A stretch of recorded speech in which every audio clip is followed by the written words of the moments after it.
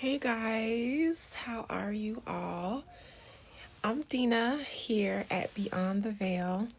Actually, I am going to introduce myself by my middle name. I haven't even uttered it out of my mouth in years because I have hated it since the day I was born. I'm gonna have to get this later. You have to get it later? Okay, put it on my dresser and you'll get it later. I'll save it for you, okay? Okay. TT loves you. Bye. See you later.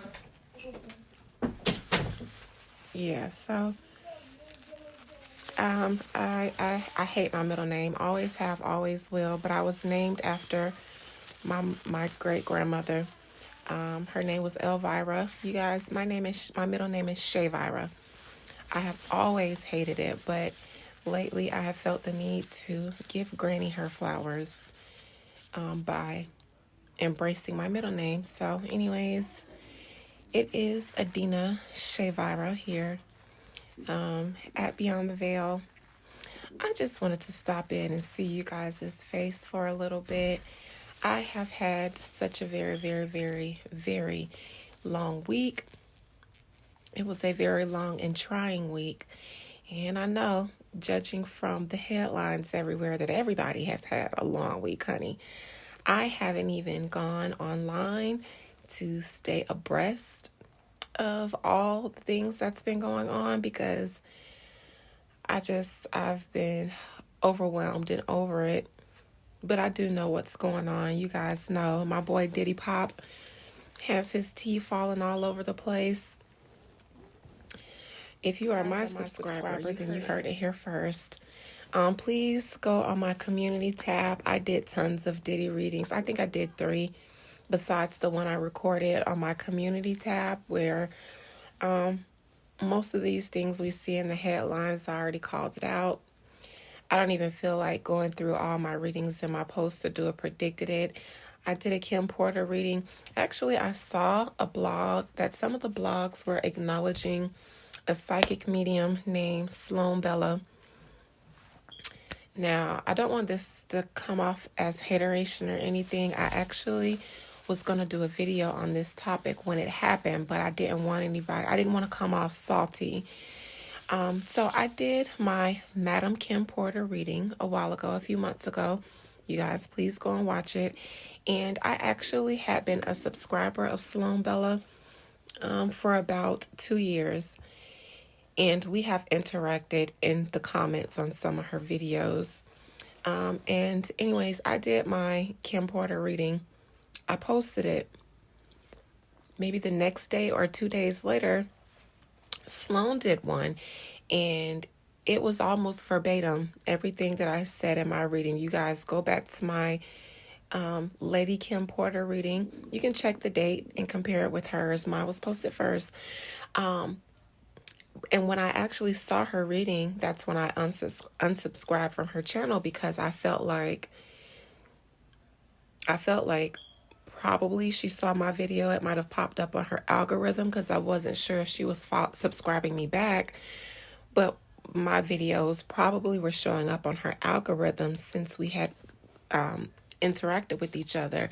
And I don't want to take away from Sloan's gift because she is gifted. It's why I came to subscribe to her channel in the first place. But I've come across 1 or 2 other really, really, really gifted mediums on YouTube.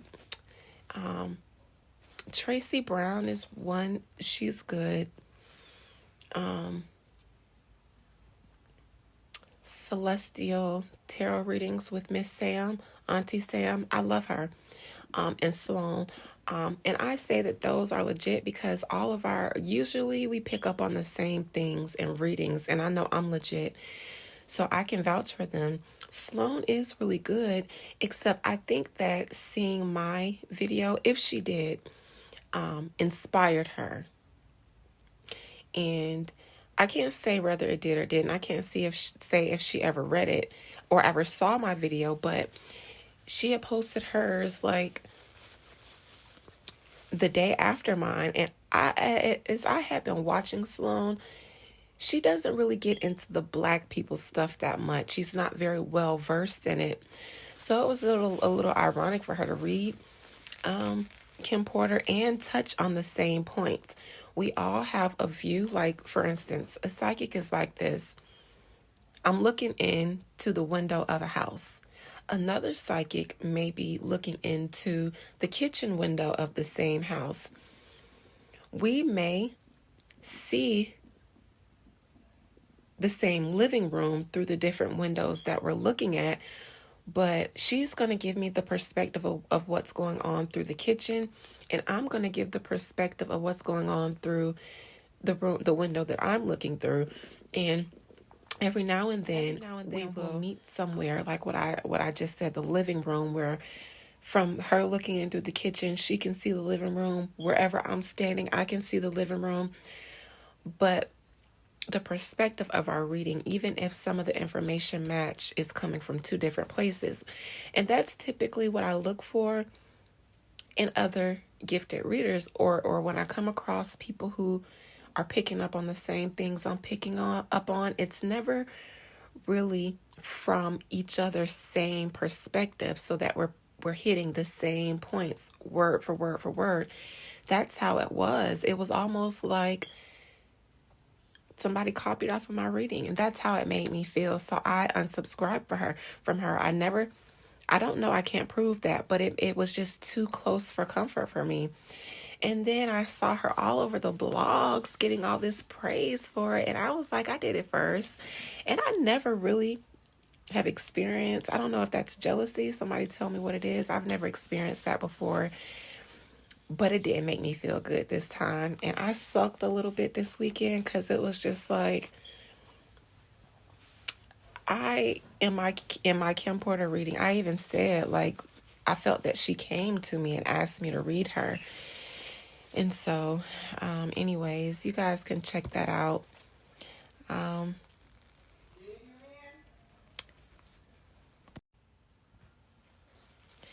So besides all of that, I have been experiencing some personal struggles in my personal life, in my business, and it's almost the same vein. In my business, I'm dealing with someone who is trying to kind of take credit for all of my hard work. And I don't like that, because I work really, really, really hard. And I do a really good job. At least I think I do. And not only do I do a really good job and work really hard in the physical, but behind the scenes, I worked really hard doing juju to make things go smoothly and clear obstacles out of the way that other people don't see. So when somebody asserts themselves over my work and takes credit for it, it really grinds my gears. And this is a person who's supposed to be a mentor, and I brought them in to help me mediate a difficult situation. And then next thing I know, they were co-listing my listing. It's actually my broker that I'm talking about. I called her to help me with the client, a difficult client. I wanted her to help mediate and get the client to communicate with me again, because they had stopped communicating with me. And she did. She went in and addressed it very nicely. But the next thing I know, the one-on-one contract that I had with this client was canceled, and now I was a part of a new contract co-listing with my broker. Now, I've never heard of anybody else's broker doing that, especially without coming to you first and saying, hey, your client would like for me to be a part of listing with you, just to make sure that things go smoothly. None of that happened. None of that happened. And I have been working with this client for about 6 months, getting them from not being able to get pre-approved for anything to getting them a pre-approval for over $400,000, selling their house for listing price, and they're going to walk away with no debt and money in their pocket. But my broker is now co-listing this with me, which means she gets a cut of my commission. And she complains all the time, talking about how she's had to do all this hard work when the contract, I already had the listing by the time she got on board. She just found out that the client was as difficult as I said they were. And so now she's frustrated because she's like, I didn't expect this person to really be as difficult as you said they were. It was almost like I thought you were just over exaggerating. So I am in a funk. Yesterday I was in a rage. I don't think I've ever felt as much rage in my body as I have since I did yesterday. And I have a lot of familiarity with rage. But it was the betrayal of it all, because this client is also my friend, someone that I considered family. And I don't consider people my friend. I don't do it very easily. I am very social. I know a lot of people. I socialize. I associate with a lot of people. I have a lot of colleagues and networks. My network is very vast. But when it comes to my friends, that's my safe place.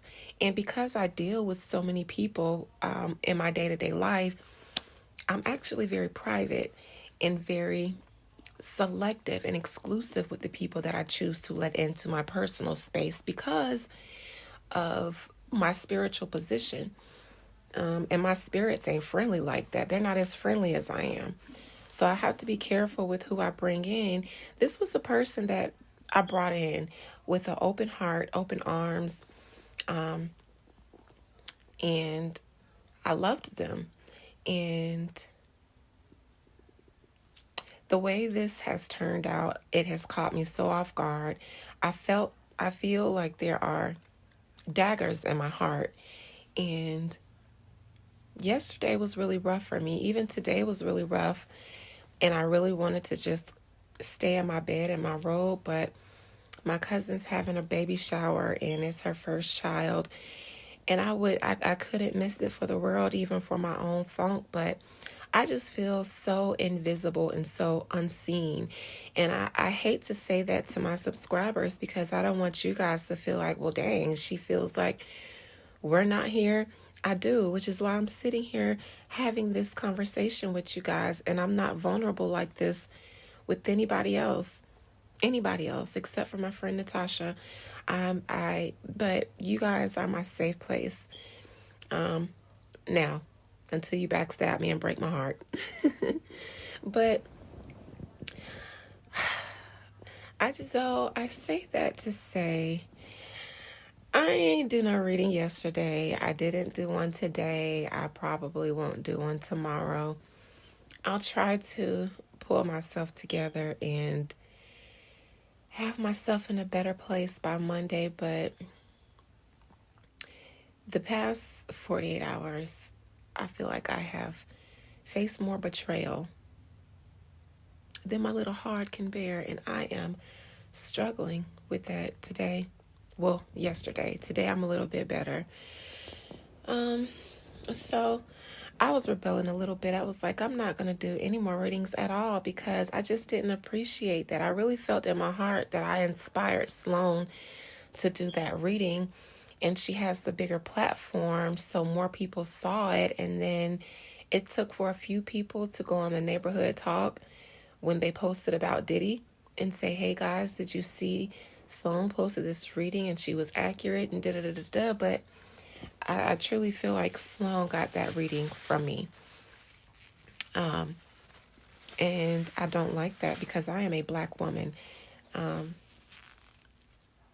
And I just feel like as an oracle, we are used to being unseen and having the others. When we think oracles, we think of the Roman oracles and the Grecian oracles with the lily white skin and the blonde hair. But no, they look like us. And it's just like, I don't know. That Kim Porter reading really got to me because I don't even think I would have thought to do that unless she came to my spirit and asked. And then, like, the literal next day, Sloan posted hers. Could just be a spiritual coincidence, which is why I actually, like I said, was going to do a video venting about it when it happened. But I decided against it because I didn't want to be petty, childish, and immature. But now I have to just be petty, childish, and immature because it's in my heart. And that's my little ramble. So I just really, really, really wanted you guys to know that I am trying to pull myself out of a funk and deal with some personal stuff and some business stuff. You guys, really, my heart is just broken.